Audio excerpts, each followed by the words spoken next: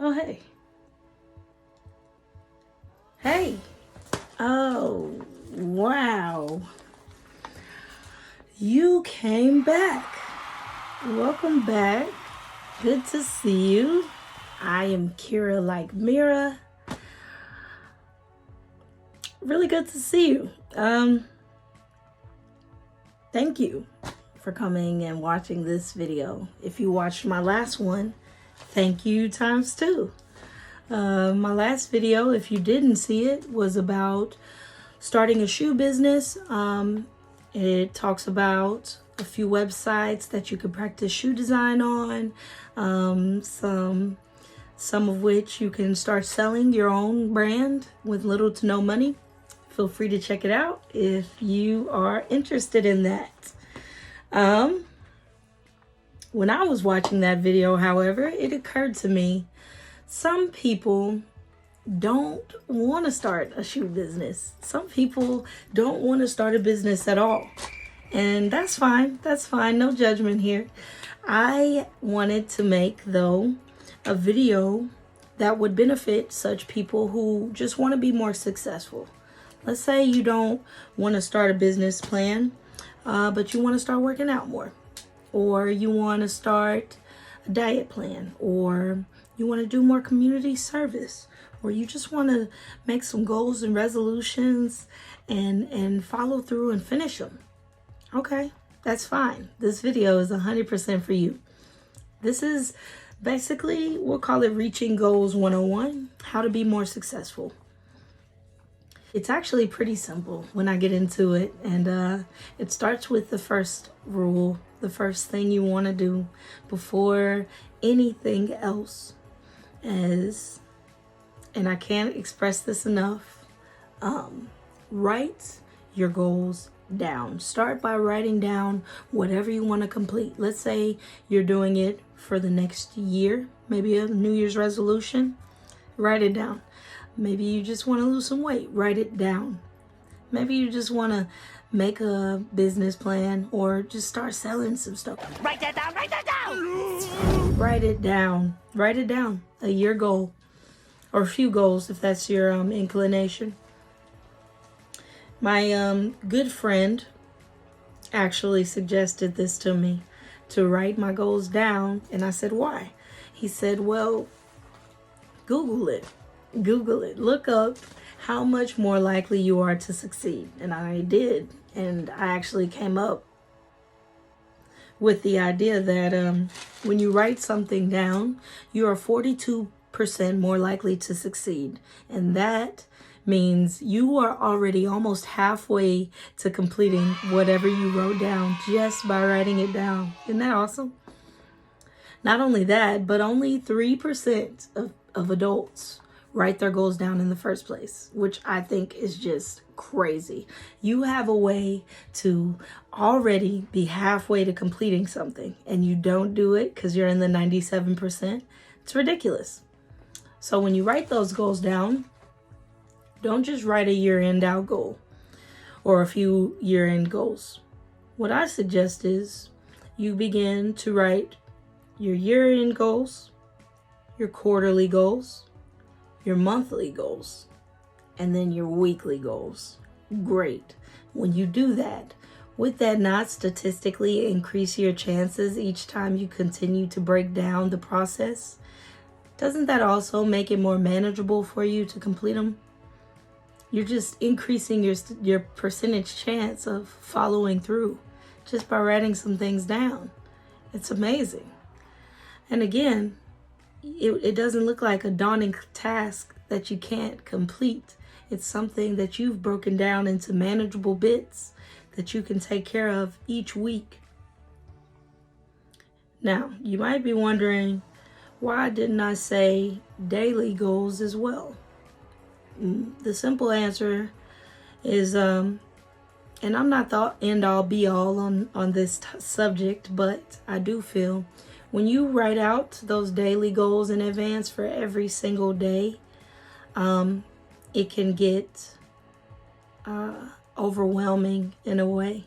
In fact, I wouldn't even suggest writing your weekly goals all in advance either, because that'll be stressful. What I do suggest is you write out your year-end goals, then your quarterlies, and when it comes to your monthly and your weeklies, you begin to form those just in advance. So for the next week, you write it for how much you want to complete this week to the next.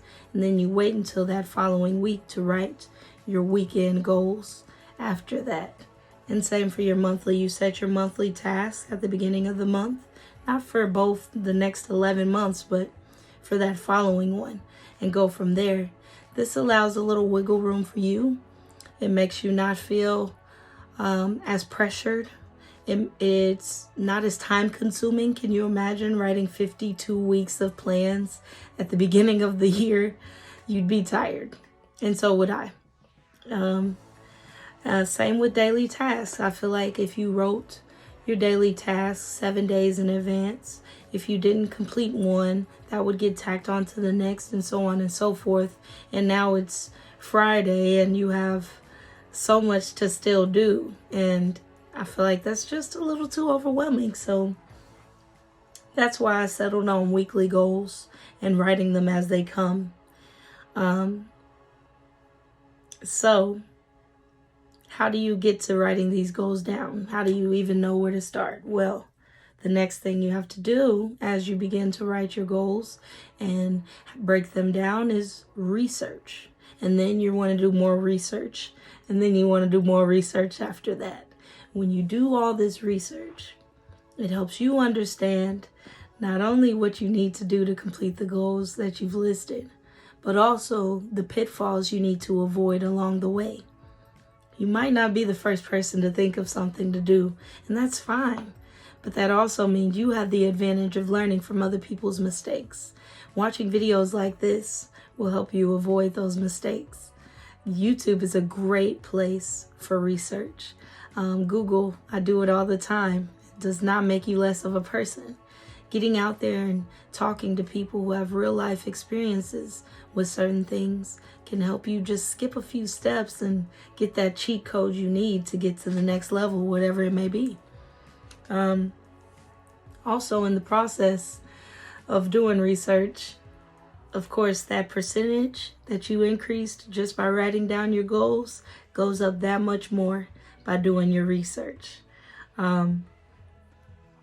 When you educate yourself, it'll also give you the advantage of going from student to teacher.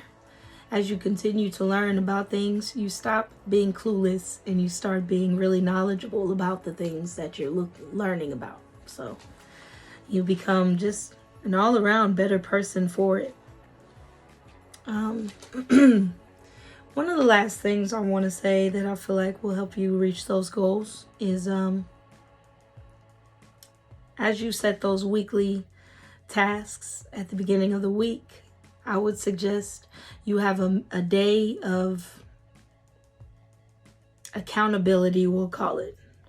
Of accountability, I feel like would better be benefited if you met with someone, maybe who has similar goals as you. Maybe you have a workout partner. Great. Talk about those goals and what you did, how you got onto them, how much you worked out. Excellent. That feedback, that encouragement will help you be more motivated. Say it's not working out. Let's say it's business.